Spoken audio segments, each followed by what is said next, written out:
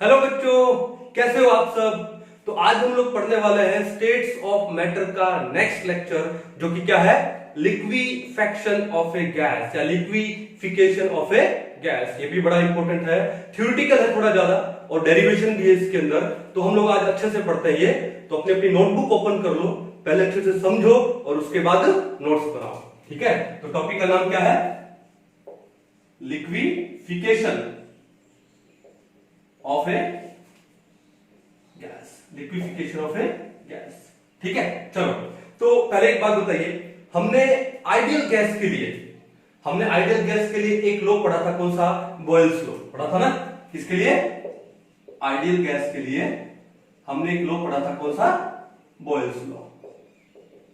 Boyle's law कब होता है, जब टेम्परेचर रिमेन कांस्टेंट, जब टी क्या रहता है, कांस्टेंट रहता है, और number of moles of gas भी क्या रहते हैं, कांस्टेंट। तो हमने ग्राफ पढ़ा था क्या, प्रेशर और वॉल्यूम के बीच में, कि हमने वर्टिकल साइड में तो ले लिया प्रेशर और हॉरिजॉन्टल साइड में हमने क्या ले लिया, वॉल्यूम। तो वो ग्राफ कांस्टेंट टेम्परेचर पे प्रेशर और वॉल्यूम के बीच का ग्राफ कुछ कैसा आता था, वो ग्राफ आता था कुछ क्या, ये ग्राफ आता था। किसके लिए आता है ये ग्राफ, आइडियल गैस के लिए, ठीक है। अब ये ग्राफ क्या शो करता है कि जब बिगिनिंग में, यहां से देखो, इस ग्राफ को कहां से स्टडी करना है, यहां से लेके यहां तक, या यहां से लेके यहां तक, नीचे से लेकर के यहां तक, मींस राइट से लेके लेफ्ट, हम इस ग्राफ को स्टडी करते हैं कि जब बिगिनिंग में, जब वॉल्यूम गैस का क्या था, ज्यादा था। वॉल्यूम गैस का ज्यादा कब होगा, जब प्रेशर क्या होगा, कम होगा। बिगिनिंग में प्रेशर मान लो क्या था, P1 था, ठीक है। तो जब प्रेशर कम होता है तो वॉल्यूम क्या होता है, ज्यादा होता है। प्रेशर कम होता है तो वॉल्यूम क्या होता है, ज्यादा। जैसे मान लो कि हमारे पास एक कंटेनर है और इस कंटेनर में हमारे पास क्या है, गैस है, ठीक है। इस कंटेनर में हमारे पास क्या है, गैस है, और ये हमने लगा दिया यहां पर क्या, एक पिस्टन लगा दिया। अब हमने क्या काम किया, हमने प्रेशर को इंक्रीज किया। हमने क्या किया, प्रेशर को इंक्रीज, यानी गैस को कंप्रेस करने की कोशिश की। कंप्रेस करने की कोशिश की तो क्या होगा, तो भैया ये जो गैस है वो क्या हो गई, कंप्रेस हो गई। गैस क्या हो गई, कंप्रेस हो गई, यानी पिस्टन हम लोग यहां पर ले आए, पिस्टन हम लोग यहां ले आए। यानी जब प्रेशर कम था तो वॉल्यूम ज्यादा था, जब प्रेशर ज्यादा है तो वॉल्यूम क्या है, कम हो गया। वॉल्यूम क्या है, कम। मान लो ये वॉल्यूम V1 था, ये वॉल्यूम V2 था, तो इसका मतलब V1 ग्रेटर देन V2। और मान लो पहले प्रेशर P1 था, अब प्रेशर कितना है, P2, तो प्रेशर P2 है वो ग्रेटर देन है P1 से। यानी जब प्रेशर कम होता है तो वॉल्यूम ज्यादा होता है, और जब प्रेशर ज्यादा होता है तो वॉल्यूम क्या हो जाता है, गैस का कम हो जाता है, ठीक है। ये कहानी थी कि बिगिनिंग में जब वॉल्यूम ज्यादा था तो प्रेशर क्या था, कम। और जैसे जैसे हम लोग प्रेशर बढ़ा रहे हैं, देखो हम लोग वर्टिकल साइड में ऊपर जा रहे हैं ना, जैसे जैसे प्रेशर बढ़ा रहे हैं वैसे वैसे वॉल्यूम क्या हो रहा है, डिक्रीज हो रहा है। इस पॉइंट पे वॉल्यूम आपका ये हो गया और प्रेशर आपका ये हो गया, प्रेशर बढ़ गया। मान लो ये P2 था और वॉल्यूम मान लो ये V2 था और ये V1 था। वॉल्यूम क्या हो गया, प्रेशर बढ़ने से वॉल्यूम कम हो गया। मैं लिख सकता हूं V1 is greater than V2, V1 ज्यादा है V2 से, और सिमिलरली जो P2 है इज ग्रेटर देन P1। तो हमारा आइडियल गैस के लिए जो ग्राफ आया था, अब इस ग्राफ को हम लोग क्या बोलते हैं, आइसोथर्म बोलते हैं। क्या बोलते हैं इसको हम लोग, आइसोथर्म। आइसोथर्म क्यों बोलते हैं, क्योंकि टेम्परेचर कांस्टेंट है। आइसो का मतलब क्या होता है, सेम, कांस्टेंट, और थर्म किसको रिप्रेजेंट करता है, टेम्परेचर को, यानी कांस्टेंट टेम्परेचर। तो आइडियल गैस के लिए जो हमारा आइसोथर्म आया था, पीवी आइसोथर्म, वो क्या आया था, ये आया था। किसके लिए, आइडियल गैस के लिए। चलो, अब अगर यही ग्राफ मिटा दो इसको, यही ग्राफ हम लोग अगर रियल गैस के लिए बनाए, हम लोग रियल गैस के लिए आइसोथर्म ले तो कैसे आता है ये ग्राफ, तो देखो वो स्टडी करते हैं। अब किसके लिए स्टडी करें हम लोग, फॉर रियल गैस। अब रियल गैस में इधर हमने क्या ले लिया, वॉल्यूम, और ये ले लिया हमने क्या, प्रेशर, ठीक है। तो क्या होता है कि रियल गैसेस में जब टेम्परेचर हाई होता है, पहली कंडीशन क्या लिखो, एट हाई टेम्परेचर, जब टेम्परेचर हाई होता है तो भैया उनका कर्व है ना, वो कर्व भी क्या आता है, कुछ ऐसा ही आता है, जस्ट लाइक आइडियल गैस। तो हाई टेम्परेचर पे जो एक रियल गैस है वो आइडियल गैस की तरह बिहेव करती है, क्योंकि जो आइसोथर्म है रियल गैस के लिए हाई टेम्परेचर पे आइडियल गैस की तरह ही आता है। तो हाई टेम्परेचर पे a real gas behave like an ideal gas. ठीक है, चाहे प्रेशर आप कितना ही ज्यादा कर दो, कम कर दो, टेम्परेचर अगर ज्यादा है तो रियल गैस है वो आइडियल गैस की तरह बिहेव करेगी। क्यों करेगी? क्योंकि टेम्परेचर ज्यादा होने से मॉलिक्यूल्स का काइनेटिक एनर्जी बढ़ेगा, और जब काइनेटिक एनर्जी बढ़ेगा तो वो एक दूसरे से दूर जाएंगे, और दूर जाएंगे तो उनका वॉल्यूम भी क्या होगा? बढ़ेगा।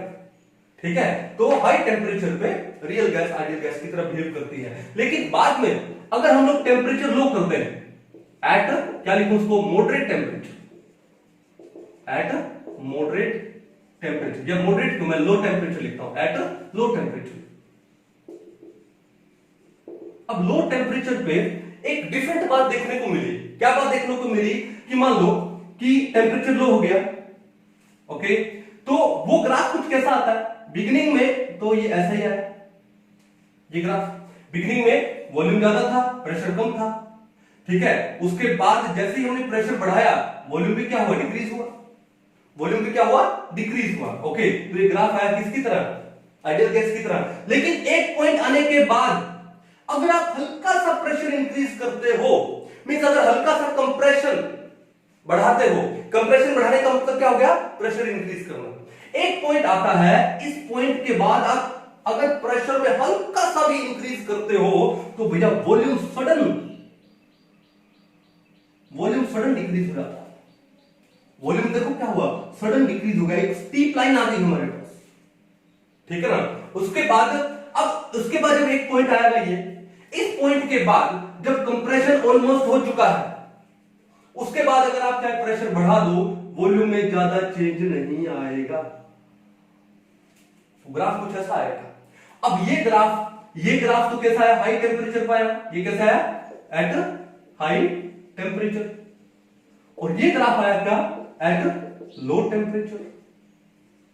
इसका मतलब हाई टेम्परेचर पर जो रियल गैस है वो आइडियल गैस की तरह बिहेव करती है, तो इसको तो हटा दो।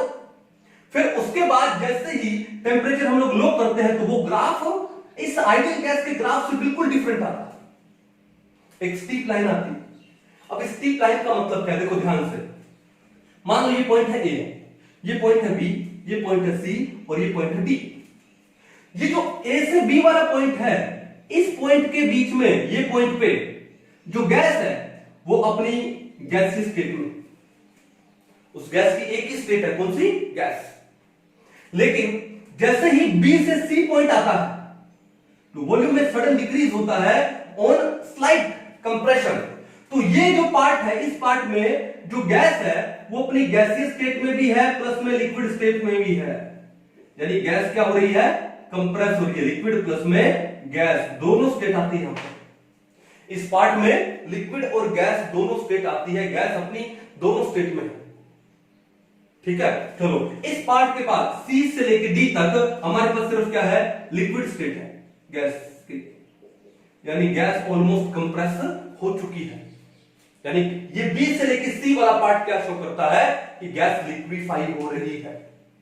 गैस क्या हो रही है? लिक्विफाई हो रही है, तभी हमको लिक्विड प्लस गैस दोनों मिलता है।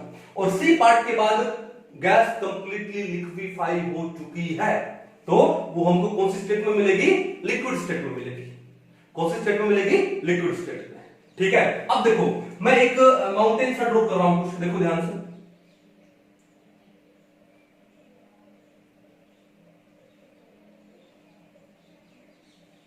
ठीक है, ओके। अब बात यह है कि ये तो हाई टेम्परेचर था। एक अगर हम लोग टेम्परेचर, एक पर्टिकुलर टेम्परेचर आता है, जिस टेम्परेचर पर ये जो ग्राफ है, जो प्रेशर वॉल्यूम का जो आइसोथर्म है, वो कुछ इस टाइप का आता है। देखो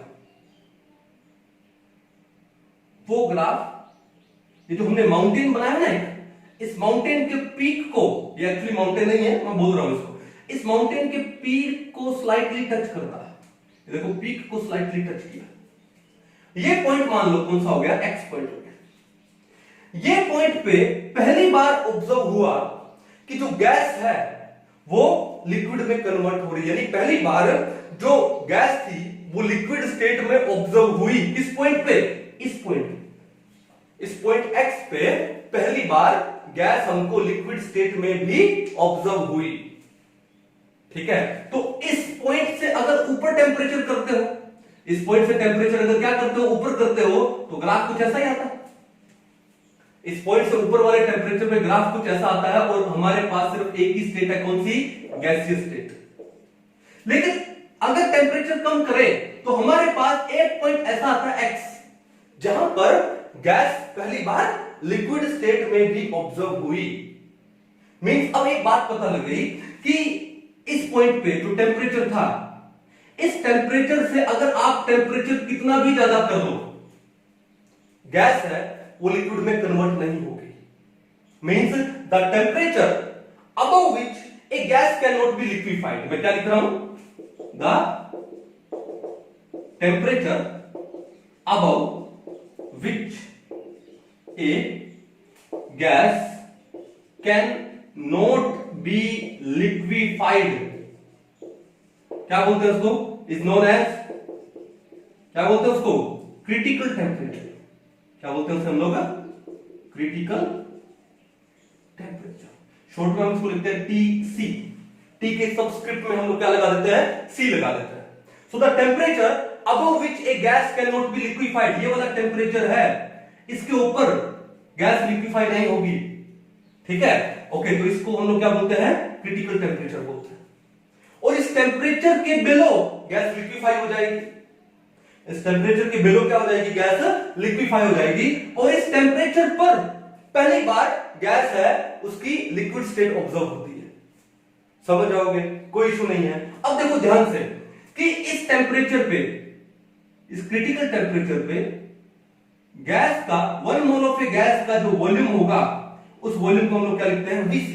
क्या लिखते हैं इसको, वीसी। तो व्हाट इज वीसी, मैं लिखता हूं क्या, क्रिटिकल वॉल्यूम। वीसी को हम लोग क्या बोलते हैं, क्रिटिकल वॉल्यूम। शॉर्ट में क्या लिखते हैं इसको, वीसी। क्रिटिकल वॉल्यूम क्या होता है, the volume of 1 mole of a gas at critical temperature, उसे हम लोग क्या बोलते हैं, क्रिटिकल वॉल्यूम। अब इस टेम्परेचर पे, इस पॉइंट पे जो प्रेशर होता है, उस प्रेशर को हम लोग क्या बोलते हैं, क्रिटिकल प्रेशर। तो भैया क्रिटिकल प्रेशर क्या होता है, देखो, क्रिटिकल प्रेशर। शॉर्ट में क्या लिख देंगे इसको, पीसी। क्रिटिकल प्रेशर क्या होगा, द प्रेशर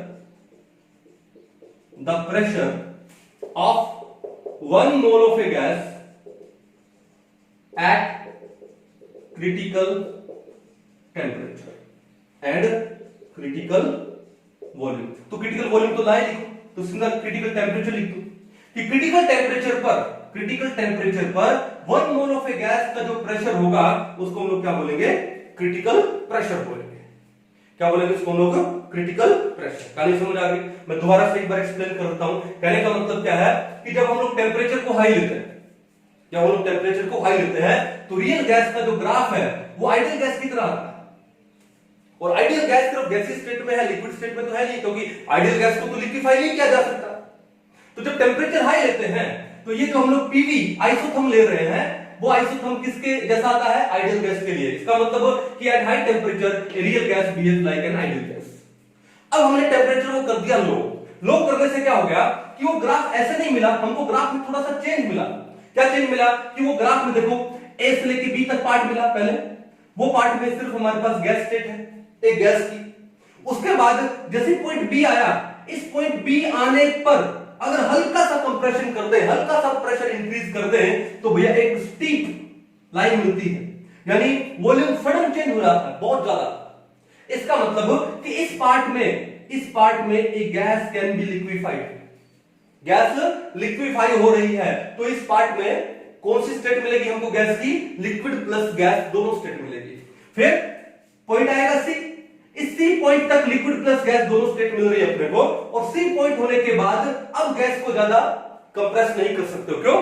फिर इस सी पॉइंट से बाद वाला पॉइंट में आपने प्रेशर कितना ही बढ़ा दिया, ठीक है, वॉल्यूम में ज्यादा चेंज नहीं आया, इसका मतलब यहां पर हमारे पास क्या है, गैस का लिक्विड स्टेट होंगे। और लिक्विड का वॉल्यूम है वो ऑलमोस्ट क्या रहता है, कांस्टेंट रहता है, दे आर ऑलमोस्ट इनकंप्रेसिबल। कहानी समझ गए? ठीक है।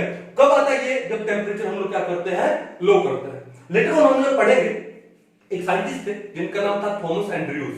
तो थॉमस एंड्रयूज ने सबसे पहले प्रेशर का, वॉल्यूम का और टेम्परेचर का relation of a substance at liquid state as well as gaseous state, वो सबसे पहले उन्होंने उसका डेटा दिया। और वो कौन सी गैस के लिए डेटा दिया? उन्होंने CO2 के लिए डेटा दिया। ठीक है, हम पढ़ेंगे इसके बारे में डिटेल डायग्राम बना करके, उसका क्या टेम्परेचर पे क्या कैसे ग्राफ आता है, आइसोथर्म आता है, वो सारा पढ़ेंगे हम लोग। ठीक है, तो आपको क्या ये कॉन्सेप्ट समझ आया लिक्विफिकेशन ऑफ ए गैस का, कि इस पार्ट में गैस क्या हो जाती है, लिक्विफाई हो जाती है। तो एक गैस को लिक्विफाई करने के लिए भैया आपको टेम्परेचर कम करना पड़ेगा। अब इसके बीच का कॉन्सेप्ट क्या है कि टेम्परेचर कम करने से क्या होता है सर? टेम्परेचर कम करने से जो गैस मॉलिक्यूल्स है उनकी स्पीड स्लो हो जाती है, काइनेटिक एनर्जी कम हो जाती है। अब वो स्लोली मूव करेंगे। और अगर आपने प्रेशर इंक्रीज कर दिया, और प्रेशर इंक्रीज करने से गैस मॉलिक्यूल क्या आ जाएंगे, क्लोज आ जाएंगे। देखो क्या बोला मैंने कि प्रेशर इंक्रीज करने से गैस मॉलिक्यूल्स क्लोज आ गए, और टेम्परेचर डिक्रीज करने से यानी कूलिंग करने से लो टेम्परेचर पे गैस मॉलिक्यूल्स की काइनेटिक एनर्जी क्या हो जाएगी, कम। क्योंकि हमने पढ़ा था that kinetic energy is directly proportional to temperature. पढ़ा था कि नहीं पढ़ा था? काइनेटिक एनर्जी है इज डायरेक्टली प्रोपोर्शनल क्या होती है, absolute temperature is equal to 3RT। पढ़ा था ना 1 मोल ऑफ ए गैस के लिए। अब 3 is equal to 3/2RT। Kinetic energy किसके इक्वल होती है, 3/2RT। अब 3/2 तो R क्या है, कांस्टेंट है, तो काइनेटिक एनर्जी किसके डायरेक्टली प्रोपोर्शनल हो गई, एब्सोल्यूट टेम्परेचर के। तो होता है क्या, देखो कि जब टेम्परेचर लो कर दिया तो गैस मॉलिक्यूल्स हैं उनकी काइनेटिक एनर्जी क्या होगी, कम हो गई। अब वो स्लोली मूव करेंगे। तो पहले फास्ट मूव कर रहे थे, अब वो स्लोली मूव करेंगे। और प्रेशर इंक्रीज करने से वो क्लोज आ गए। और जैसे वो क्लोज आएंगे तो उनके बीच में इंटरमोलिकुलर इंटरेक्शन होगा, अट्रैक्शन होगा। उनके बीच में क्या होगा, इंटरमोलिकुलर अट्रैक्शन। और इंटरमोलिकुलर अट्रैक्शन होने से वो क्या हो जाएंगे, लिक्विफाई हो जाएंगे। क्या हो जाएंगे, लिक्विफाई। इसका मतलब a gas can be liquefied at, दो कंडीशन आ गई हमारे पास। क्या आ गई, a gas can be liquefied at, पहली कंडीशन क्या है, पहली कंडीशन क्या है, लो टेम्परेचर। और दूसरी कंडीशन क्या है, हाई प्रेशर। हाई प्रेशर पे गैस को लिक्विफाई कर सकते हैं। देखा आपने कि सी पॉइंट के बाद सारी आपको कौन सी स्टेट मिल रही है, लिक्विड स्टेट तो मिल रही है। और इस बी पॉइंट से हल्का सा प्रेशर इंक्रीज करे, हल्का सा प्रेशर इंक्रीज करते ही एक स्ट्रिप लाइन आ गई जिस पर पे गैस क्या हो रही है, लिक्विफाई हो रही है। तो दो कंडीशन आ गई, लो टेम्परेचर और हाई प्रेशर पे गैस को क्या किया जा सकता है, लिक्विफाई किया जा सकता है। अब हमने यहां पर तीन बातें पढ़ी है। एक तो हमने पढ़ा है क्या, क्रिटिकल टेम्परेचर, एक हमने पढ़ा है क्या, क्रिटिकल वॉल्यूम, और एक हमने पढ़ा है क्या, क्रिटिकल प्रेशर। अब इन तीनों के वैल्यूज क्या क्या है, इनका डेरिवेशन हम लोग पढ़ते हैं, बड़ा इंपॉर्टेंट डेरिवेशन है। अगर आप नीट के स्टूडेंट हो तो आप डायरेक्ट इनकी वैल्यू याद कर सकते हो, लेकिन अगर आप जेईई के स्टूडेंट हो तो भी आपको डेरिवेशन अच्छे से आना चाहिए। और मैं तो कहता हूं नीट के बच्चों को भी डेरिवेशन आना चाहिए, नॉलेज जितनी मिलेगी उतनी अच्छा। तो एक बार इसको उतार लीजिए, उसके बाद हम लोग क्रिटिकल टेम्परेचर का, क्रिटिकल वॉल्यूम का और क्रिटिकल प्रेशर का डेरिवेशन पढ़ते हैं हम लोग, क्या है, ठीक है।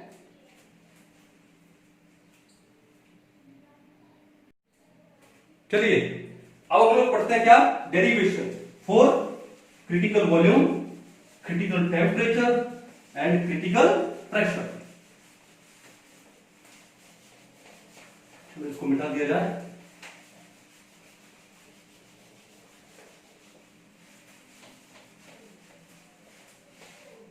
हाँ जी, क्या पढ़ रहे हैं हम लोग, derivation for critical temperature TC, critical volume VC and critical क्या लिखूं, प्रेशर PC। समझ गए आप लोग। चलो अब मुझे बताओ, ये डेरिवेशन है, critical temperature, critical volume, critical pressure, ये किसके लिए है, रियल गैस के लिए। तो हमको कौन सी गैस की इक्वेशन लेनी पड़ेगी, रियल गैस इक्वेशन। तो बताओ रियल गैस इक्वेशन क्या है, रियल गैस इक्वेशन किसके लिए है, for if n is equal to 1। अगर number of moles of real gas, मान लो मैं 1 मोल लेता हूं, क्योंकि ये जो हमने डेफिनेशन की अभी, क्रिटिकल टेम्परेचर, क्रिटिकल वॉल्यूम, क्या लिया था कि the volume of 1 mole of a gas at critical temperature. तो हमने number of moles of gas कितना ले लिया, 1 ले लिया। 1 लेंगे तो रियल गैस इक्वेशन क्या हो जाएगी बताओ, P प्लस में A अपॉन V स्क्वायर, क्योंकि n स्क्वायर, n का वैल्यू तो 1 है, 1 का स्क्वायर 1 हो जाएगा, इनटू में क्या हो जाएगा V माइनस में B इज इक्वल टू क्या हो जाएगा RT। तो ये क्या हमारे पास रियल गैस इक्वेशन है for 1 mole of a real gas, for 1 mole of a real gas. समझ आओगे, कोई इशू नहीं है। चलो अब एक काम करते हैं, इसको सोल्व करते हैं हम लोग। कैसे सोल्व करेंगे, यहां पर एलसीएम क्या आ गया v स्क्वायर, यहां पर एलसीएम क्या आ गया v स्क्वायर, तो ये क्या बन जाएगा pv स्क्वायर प्लस में क्या हो गया ये a अपॉन में क्या हो गया v स्क्वायर। क्लियर है, इनटू में क्या है ये v माइनस में b इज इक्वल टू क्या है RT। अभी मल्टीप्लाई में है तो ये चीज क्या होगी, दोनों के डिवाइड में होंगे ना मल्टीप्लाई में, तो ये v स्क्वायर यहां पे डिवाइड में है तो यहां पर आके क्या हो जाएगा मल्टीप्लाई में। तो क्या बचेगा आपके पास p v स्क्वायर प्लस में a into v minus b is equal to RT, और ये यहां पर मल्टीप्लाई में चला जाएगा तो RT v स्क्वायर। क्लियर है, अब इन दोनों को ओपन कर लो तो क्या करोगे, सबसे पहले pv स्क्वायर को v से मल्टीप्लाई करो तो क्या आएगा pv क्यूब, pv स्क्वायर को b से मल्टीप्लाई करो तो आगे साइन क्या है माइनस, तो माइनस में क्या आ जाएगा, ये आ जाएगा आपका p v square b। Clear है, अब प्लस a को v से मल्टीप्लाई करोगे तो आएगा प्लस ab, और प्लस a को माइनस b से मल्टीप्लाई करोगे तो क्या आएगा माइनस ab, क्या आएगा is equal to RT v square आएगा। ये बात क्लियर है। अब एक काम करो कि लेफ्ट हैंड साइड को और राइट हैंड साइड को दोनों को p से डिवाइड कर दो, डिवाइड बाय p से डिवाइड कर देंगे डिवाइड p से, तो क्या आएगा p से डिवाइड करने से pv square pv cube by p कितना हो जाएगा v क्यूब, p से p कैंसिल आउट हो गया, माइनस में अब p से डिवाइड करेंगे तो ये भी कैंसिल आउट हो गया, तो क्या बचा v स्क्वायर b बचा, प्लस में अब इसको p से डिवाइड करेंगे तो क्या आएगा ab अपॉन में p, माइनस में क्या आ जाएगा ab अपॉन में p इज इक्वल टू क्या आ जाएगा RT v स्क्वायर अपॉन में p। क्लियर है, अब एक काम करो कि जो RT v square upon p है इसको इक्वल के इस साइड ले आओ तो क्या हो जाएगा माइनस का हो जाएगा ना, तो ये हो गया आपका यहाँ पे माइनस का, ले लो minus RT v square upon p is equal to क्या हो गया 0। आपके पास ये इक्वेशन आ गई। क्लियर है, अब एक काम करो यार, ये है v स्क्वायर और यहां पर भी v स्क्वायर, तो इन दोनों में से v स्क्वायर कॉमन ले लो तो क्या आएगा आपके पास, देखो ऊपर कर दे इसको, आपके पास आएगा v क्यूब, v क्यूब के बाद अब देखो ये भी माइनस वाली टर्म है, ये भी माइनस वाली टर्म है, तो हम लोग एक काम करते हैं माइनस का v स्क्वायर कॉमन ले लेते हैं, माइनस v स्क्वायर, तो अंदर क्या बचेगा, अंदर इसके बचेगा b, और ये माइनस कॉमन ले लिया तो प्लस का हो गया, तो यहां पर क्या बचेगा RT बाय p, तो आपके पास आ जाएगा b प्लस में RT बाय में v cube minus v square into में b प्लस RT बाय में p। ओके, प्लस में क्या है, प्लस में है ab अपॉन p, और माइनस में क्या है ab अपॉन में p इज इक्वल टू क्या हो जाएगा 0 हो जाएगा, इज इक्वल टू क्या हो जाएगा 0। इतनी कहानी समझ आ गई आप लोगों को। अब एक चीज देखो यहां पे कि क्रिटिकल कंडीशन ले रहे हैं तो जो वॉल्यूम आएगा 1 मोल ऑफ ए गैस का, 1 मोल ऑफ ए गैस का वॉल्यूम किसके इक्वल आएगा क्रिटिकल वॉल्यूम के, तो क्या लिखते हैं कि V is equal to VC, volume क्या हो गया क्रिटिकल वॉल्यूम हो गया for 1 mole of a gas at critical conditions, critical temperature पे, क्रिटिकल प्रेशर पे, तो V इक्वल टू क्या होगा VC। अब एक बात बताओ, क्या इस V इक्वल टू VC को मैं लिख सकता हूं V माइनस, इसको यहां ले आओ, V minus VC is equal to 0 लिख सकता हूं ना। अब एक काम करो, दोनों साइड में क्यूब कर दो, क्यूब करेंगे तो क्या हो जाएगा, ये हो जाएगा आपका V माइनस में VC का क्यूब इज इक्वल टू 0 का क्यूब हो, 0 का क्यूब कितना है 0, कितना है 0। अब ये जो V माइनस VC क्यूब यानी A माइनस B क्यूब का फॉर्मूला हो गया। अब इसको सोल्व कर लेते हैं, क्या आएगा A क्यूब यानी V क्यूब माइनस में VC क्यूब, माइनस में आगे क्या लिखूं 3V स्क्वायर इंटू में VC प्लस में 3V इंटू में VC का स्क्वायर इज इक्वल टू क्या आ गया 0। ये आपका A minus B whole cube का फॉर्मूला था। क्लियर है। अब ये जो फॉर्मूला आया है हमारे पास, इस फॉर्मूला को इस इक्वेशन से, ये पहले वाली इक्वेशन को लिख दो इक्वेशन नंबर 1, ये लिख दो इक्वेशन नंबर 2। इक्वेशन 2 को इक्वेशन 1 से आप रिलेट कर लो, कंपेयर कर लो। अब कंपेयर करेंगे तो क्या आएगा, देखो ध्यान से, मैं इन दोनों को कंपेयर कर रहा हूं, तो ये v क्यूब है तो यहां भी v क्यूब है, सेम है। अब देखो यहां पर और क्या लूं मैं यहां पे, यहां देखो ध्यान से, यहां पर ये v स्क्वायर है तो यहां भी v स्क्वायर है ना, यहां भी क्या है, v स्क्वायर है। तो एक काम करो कि ये v स्क्वायर दोनों सेम टर्म है, ये भी माइनस की है, ये भी माइनस की है, तो क्या मैं इन दोनों टर्म को, ये v स्क्वायर वाली टर्म को इक्वल कर दूं, तो क्या कर दूंगा, फ्रॉम बाय कंपेयरिंग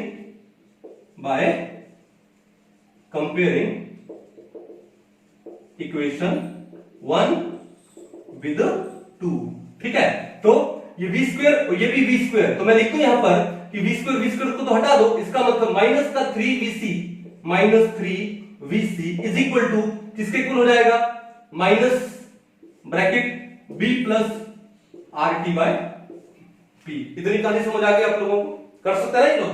अब माइनस से माइनस क्या हो गया, कैंसिल आउट हो गया, क्या हो गया, कैंसिल आउट। तो आपके पास क्या आ गया, 3vc is equal to b plus में RT बाय p, मिटा दो इसको। तो ये आ गया आपके पास इक्वेशन नंबर क्या, 3। एक इक्वेशन ये आ गई, इक्वेशन नंबर 3। इसको हम लोग बाद में यूटिलाइज करेंगे, क्लियर है। अब थोड़ा और आगे रिलेट करते हैं, और आगे क्या रिलेट करें, देखो ध्यान से, ये क्या है v, और हमारे पास इस इक्वेशन में ये क्या है v, है ना।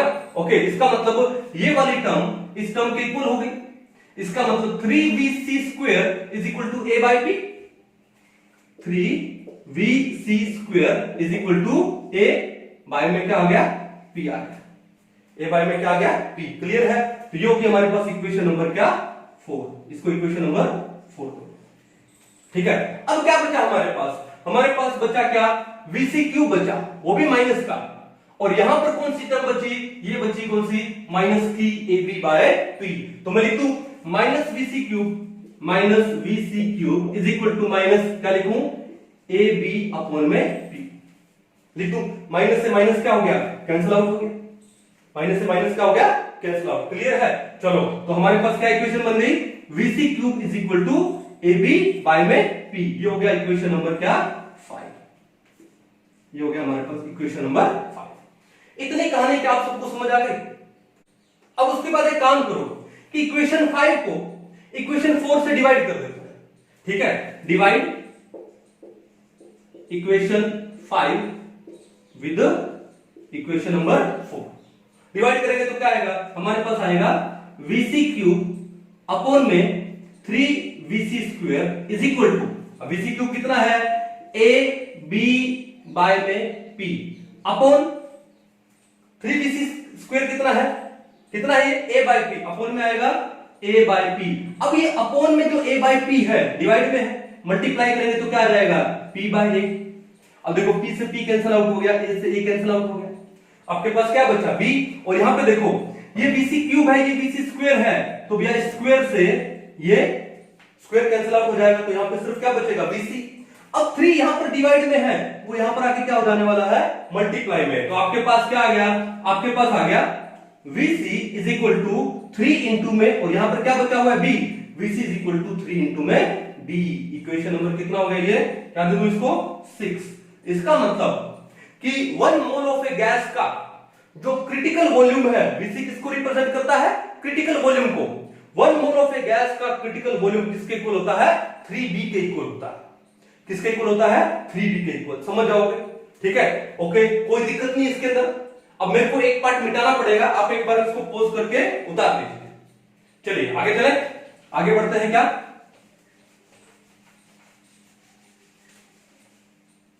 अब उसके बाद क्या काम करें हम लोग कि हमने क्रिटिकल वॉल्यूम निकाल लिया, कितना आ गया क्रिटिकल वॉल्यूम, vc कितना आ गया हमारे पास, 3b आ गया ना। अब एक काम करते हैं, ये जो इक्वेशन नंबर 5 है उसमें vc का वैल्यू पुट कर देते हैं। क्या लिखे, by putting the value of vc in equation number 5। अब इक्वेशन 5 में पुट करेंगे तो vc का क्यूब है और vc कितना 3b, यानी ये हो गया आपका 3b का क्यूब इज इक्वल टू क्या दे रखा है, a b अपॉन में p, ये तो दे रखा है। अब 3b का क्यूब, 3 का क्यूब कितना होता है 27, और b का क्यूब कितना होगा b cube is equal to क्या हो गया ab अपॉन में p हो गया। क्या हो गया ab अपॉन p। अब देखो एक b से एक b कैंसिल हो गया, ठीक है। अब ये जो p है क्या है प्रेशर, कौन सा प्रेशर हो गया क्रिटिकल प्रेशर ही तो होगा। इस pc को इधर ले आओ और इसको इधर ले आओ, तो आपके पास क्या आएगा, आपके पास आएगा pc is equal to a upon में 27b स्क्वायर। इक्वेशन नंबर कौन सा होगा ये 7। इसका मतलब जो क्रिटिकल प्रेशर है उसकी वैल्यू कितनी आती है a अपॉन में 27b स्क्वायर। क्रिटिकल वॉल्यूम किसके इक्वल है 3b, और क्रिटिकल प्रेशर किसके इक्वल है a upon 27b square. Normally क्या होता है कि जब हम लोग क्लास में पढ़ाते हैं तो हम लोग डायरेक्ट बोलते हैं कि भैया क्रिटिकल वॉल्यूम की वैल्यू किसके इक्वल होती है 3b, critical volume is equal to 3b और critical pressure is equal to a upon 27b square, ठीक है। और मोस्टली बच्चे पूछते भी नहीं है कि सर ये कहां से आया, लेकिन आपको पता तो होना चाहिए ना कि ये vc is equal to 3b आया कहां से, ये pc equal to a upon 27b square आया कहां से। तो ये उसके लिए डेरिवेशन था ताकि आपको कॉन्सेप्ट बिल्कुल क्लियर हो, अच्छे से आपको समझ आए। अब हमने क्रिटिकल वॉल्यूम निकाल लिया, हमने क्रिटिकल प्रेशर निकाल लिया, क्या बचा क्रिटिकल टेम्परेचर। अब टेम्परेचर कौन सी टर्म में है इक्वेशन नंबर 3 में है, ये रहा टेम्परेचर, ठीक है। तो एक काम करते हैं इक्वेशन नंबर 3 में ये तो क्रिटिकल वॉल्यूम है, ये p का मतलब क्या हो गया pc हो गया, क्रिटिकल प्रेशर हो गया। तो हम लोग क्रिटिकल वॉल्यूम और क्रिटिकल प्रेशर की वैल्यू पुट कर देते हैं इक्वेशन नंबर 3 में, और वहां से क्या निकालेंगे क्रिटिकल टेम्परेचर, ठीक है। अब क्या लिखेंगे from equation number 3, equation number 3 से वैल्यू पुट करते हैं।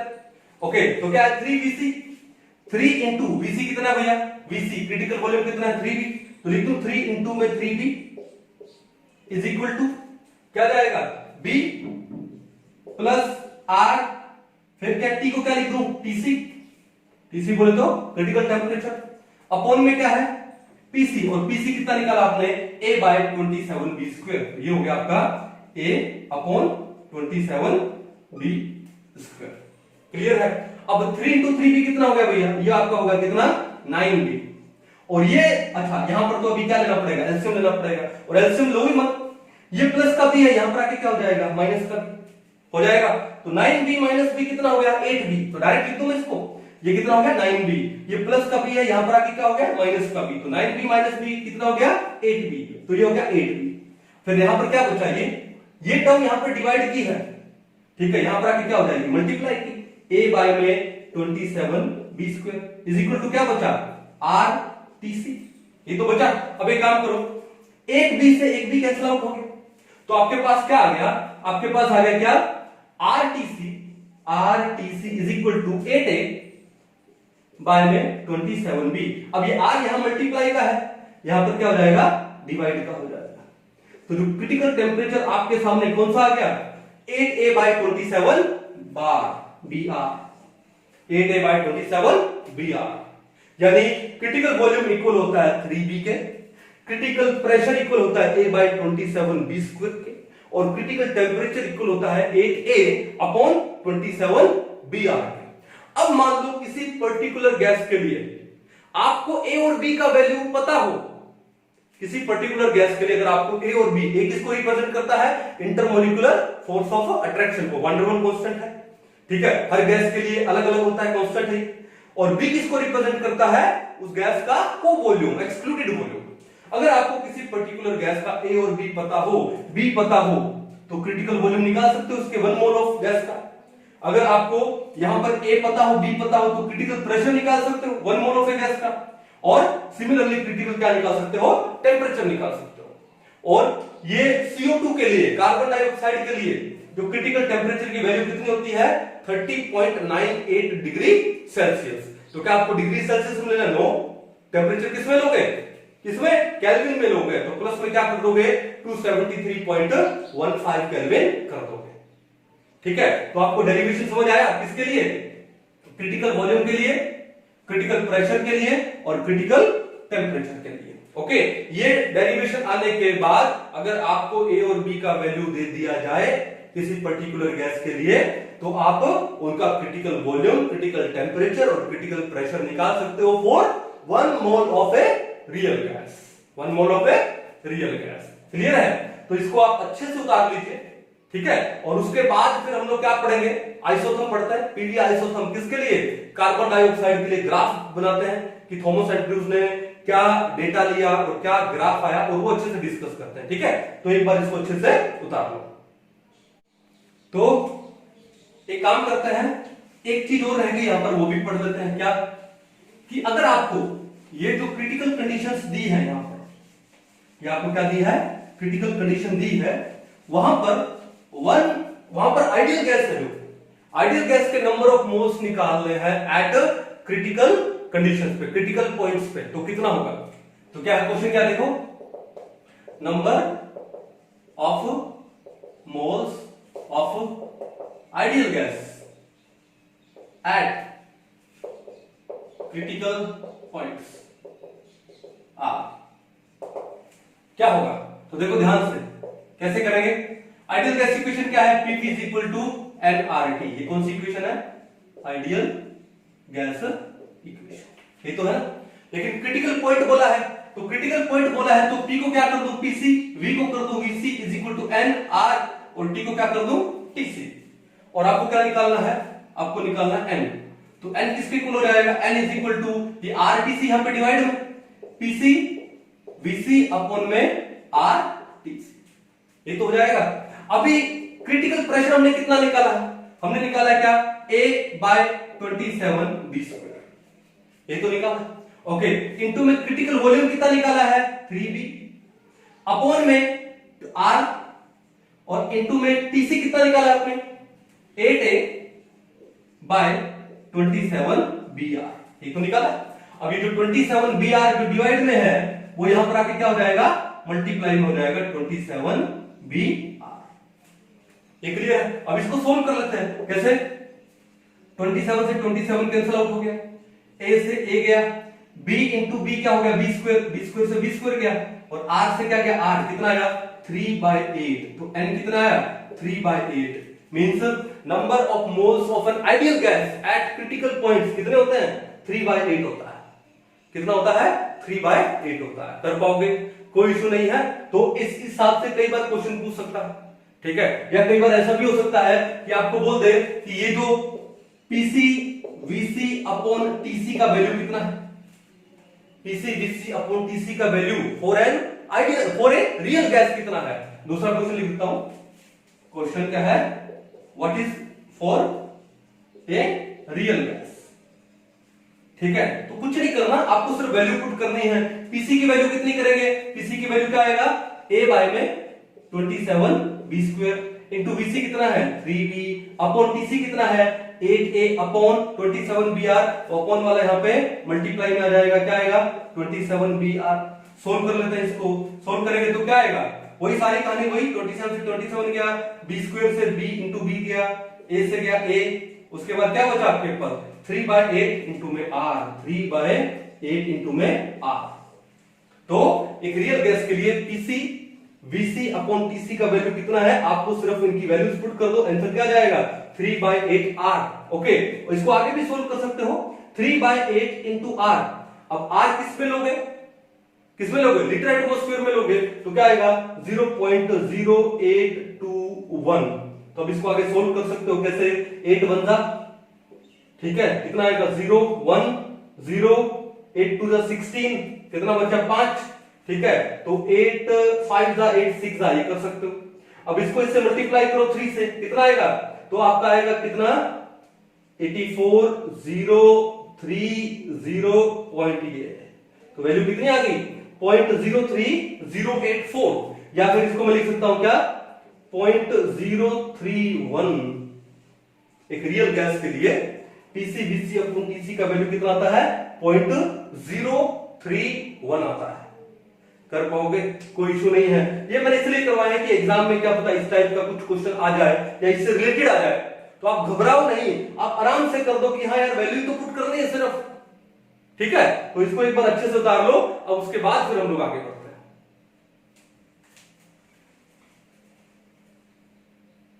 एक सब्सटेंस का लिक्विड स्टेट में और गैसियस स्टेट में pressure, volume and temperature relation का जो पहला कंप्लीट डेटा वो दिया किसने? थॉमस एंड्रयूज ने। किसने दिया? Thomas Andrews. ठीक है, और वो किसके लिए दिया उन्होंने? कार्बन डाइऑक्साइड के लिए। किसके लिए दिया? कार्बन डाइऑक्साइड के लिए। उन्होंने क्या काम किया कि कार्बन डाइऑक्साइड गैस के लिए डिफरेंट आइसोथर्म प्लॉट किए, डिफरेंट डिफरेंट टेम्परेचर के ऊपर। ठीक है, अब उससे एक चीज नोटिस हुई कि अगर टेम्परेचर हाई है, देखो यहां पर देखो, सबसे पहले टेम्परेचर 50 डिग्री वाला आइसोथर्म देखो आपने, कि अगर टेम्परेचर हाई है तो वो गैस लिक्विफाई नहीं हो सकती, और गैस का जो बिहेवियर है वो कैसे आता है, ये जो आइसोथर्म आता है वो कैसे आता है? आइडियल गैस की तरह आता है। आइडियल गैस में हमने क्या पढ़ा था? आइडियल गैस में किसके लिए, अगर मैं आइडियल गैस के लिए लेता हूं, आइडियल गैस के लिए अगर मैं प्रेशर वर्सेस वॉल्यूम में ग्राफ लेता हूं, वो ग्राफ कैसे आता है? वो ग्राफ कुछ ऐसा आता है। ठीक है, ये किसके लिए आता है ग्राफ? आइडियल गैस के लिए। ग्राफ क्या है? ये आइसोथर्म ही तो है एट कांस्टेंट टेम्परेचर। ठीक है, अब देखो CO2 के लिए देखो, अगर टेम्परेचर 50 डिग्री है, अगर टेम्परेचर कितना है? 50 डिग्री या उससे अबव है, तो आइसोथर्म कैसे आता है? Just like for an ideal gas. इसका मतलब कि अगर आप टेम्परेचर हाई करते हो, ठीक है, तो एक रियल गैस है वो आइडियल गैस की तरह बिहेव करने लगती है। हाई टेम्परेचर पे रियल गैस आइडियल गैस की तरह बिहेव करने लगती है। ठीक है, ये तो खत्म हो गया आइडियल गैस के लिए। उसके बाद अगर आप टेम्परेचर लो करते हो, ठीक है, जैसे मान लो हमने यहां पे टेम्परेचर क्या 31.1 डिग्री सेल्सियस, किसके लिए? कार्बन डाइऑक्साइड के लिए। तो ग्राफ है, लेकिन वो ग्राफ आइसोथर्म क्या है? थोड़ा सा नीचे आया। लेकिन उससे अगर थोड़ा सा और कम करते हो, टेम्परेचर कितना? 30.98 डिग्री सेल्सियस, उस पर एक चीज नोटिस मिली। क्या मिली? कि भैया ये जो ग्राफ है एक पॉइंट को टच कर रहा है। किसको टच कर रहा है? एक पॉइंट को। अब ये जो पॉइंट है ना, ये जो पॉइंट, इस पॉइंट पे सबसे पहले जो लिक्विड CO2 थी वो ऑब्जर्व हुई। ये जो पॉइंट आता है, ये वाला पॉइंट, इस पॉइंट पे सबसे पहले लिक्विड CO2 ऑब्जर्व हुई। ठीक है ना? ओके, अब इस पॉइंट से अगर हम लोग ऊपर टेम्परेचर लेते हैं तो वहां पर आपको सिर्फ गैसियस CO2 मिलेगी। लेकिन इस पॉइंट से अगर हम लोग नीचे लेते हैं, टेम्परेचर अगर हम लोग थोड़ा कम कर देते हैं, तो वहां पर जो CO2 है वो लिक्विड में कन्वर्ट हो जाती है, लिक्विफेक्शन हो जाता है गैस का। गैस का क्या हो जाता है? लिक्विफेक्शन हो जाता है। तो ये जो पॉइंट है, इस पॉइंट का जो टेम्परेचर है, इस टेम्परेचर को हम लोग क्या बोलते हैं? क्रिटिकल टेम्परेचर बोलते हैं। क्या बोलते हैं उसे? Critical temperature. हमने पढ़ा था क्रिटिकल टेम्परेचर क्या होता है? The temperature above which a gas cannot be liquefied. The temperature above which a gas cannot be liquefied, उसको हम लोग क्या बोलते हैं? Critical temperature. और CO2 का क्रिटिकल टेम्परेचर कितना है? 30.98 डिग्री सेल्सियस। सबसे पहले थॉमस एंड्रयू ने कौन सी गैस लिया था? CO2 गैस ही लिया था। उसमें प्रेशर, वॉल्यूम और टेम्परेचर का रिलेशन निकाला था। ठीक है ना? चलो, किसमें? लिक्विड स्टेट में भी और गैस स्टेट में भी। अब अगर CO2 में टेम्परेचर 30.98 से कम ले लो, 30.98 से क्या ले लो? कम। तो फिर आप एक चीज देखो ध्यान से, फिर क्या होता है? बिगिनिंग में वॉल्यूम ज्यादा है, देखो ध्यान से, मैं इस लाइन की बात कर रहा हूं अभी। बिगिनिंग में वॉल्यूम ज्यादा है, ठीक है, क्यों? क्योंकि प्रेशर कम है।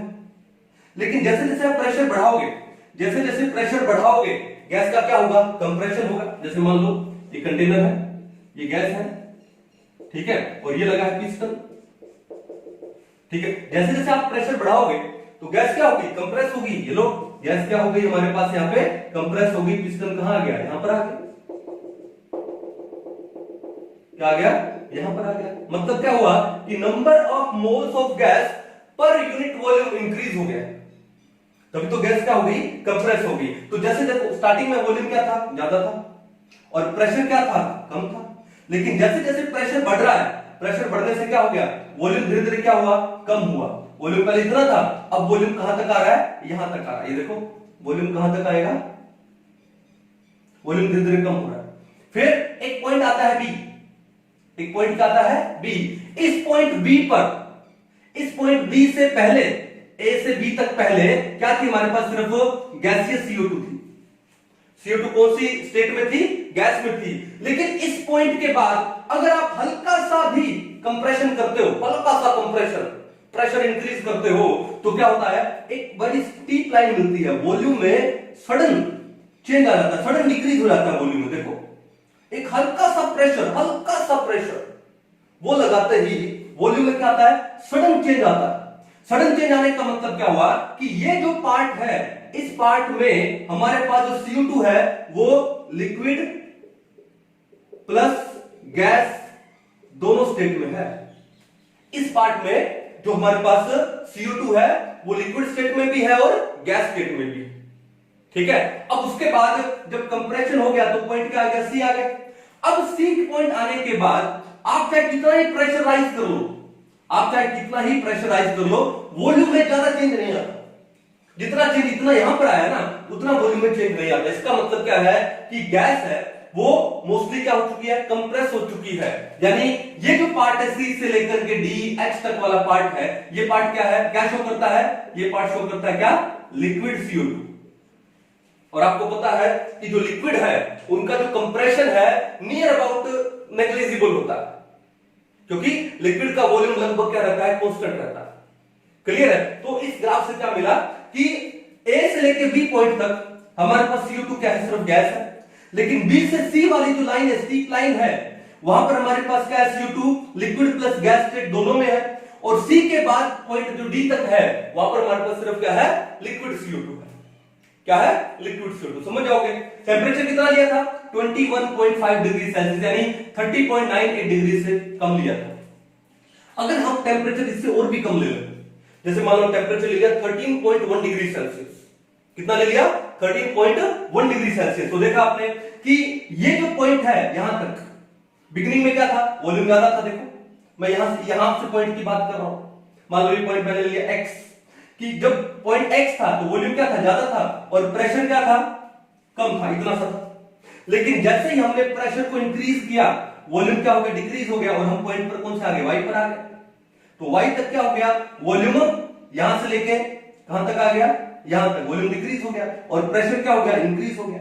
लेकिन जैसे ही y पॉइंट पर आए और उसके बाद हल्का सा प्रेशर इंक्रीज किया, हल्का सा, ठीक है, तो क्या होगा, आपको एक वेरी स्टीप लाइन मिलेगी। देखो मिली ना। अब इसका मतलब x और y तक यहां पर हमारे पास क्या थी, सिर्फ गैसियस CO2 थी, गैस CO2 थी। लेकिन y और इस पॉइंट को मैं दे दूं मान लो z, इस पॉइंट के बीच में यानी हमारे पास क्या है, लिक्विड प्लस में गैस, CO2 लिक्विड और गैस दोनों स्टेट के अंदर। और उसके बाद जैसे ही z पॉइंट के बाद हम लोग चाहे कितना ही प्रेशर इंक्रीज क्यों ना कर ले, कितना ही प्रेशर इंक्रीज क्यों ना कर ले, वॉल्यूम में ज्यादा चेंज नहीं आता। क्यों, क्योंकि इस पॉइंट के बाद हमारे पास जो CO2 थी, CO2 वो क्या है, लिक्विड स्टेट में है, और लिक्विड का वॉल्यूम ऑलमोस्ट क्या रहता है, कांस्टेंट रहता है, ज्यादा कंप्रेसिबल नहीं होता है। समझ गए कहानी। तो ये आइसोथर्म किसके लिए था, CO2 के लिए था एट वेरियस टेम्परेचर। अब सबसे पहले किया गया CO2 के ऊपर, और उसके बाद फिर बाकी गैसेस के ऊपर किया गया। डिफरेंट आइसोथर्म लिए गए और लगभग ये आइसोथर्म आए। ये हाँ उनके जैसे CO2 का क्रिटिकल टेम्परेचर 30.98 डिग्री सेल्सियस है, बाकी वाली गैसेस का क्रिटिकल टेम्परेचर अलग था। जैसे हीलियम का जो क्रिटिकल टेम्परेचर होता है वो सबसे कम होता है, कितना होता है, 5.2 केल्विन। कितना होता है, 5.2 केल्विन। उसके बाद हाइड्रोजन और रेस्ट ऑफ द गैसेस का जो क्रिटिकल टेम्परेचर है वो हीलियम से ज्यादा ही होता है।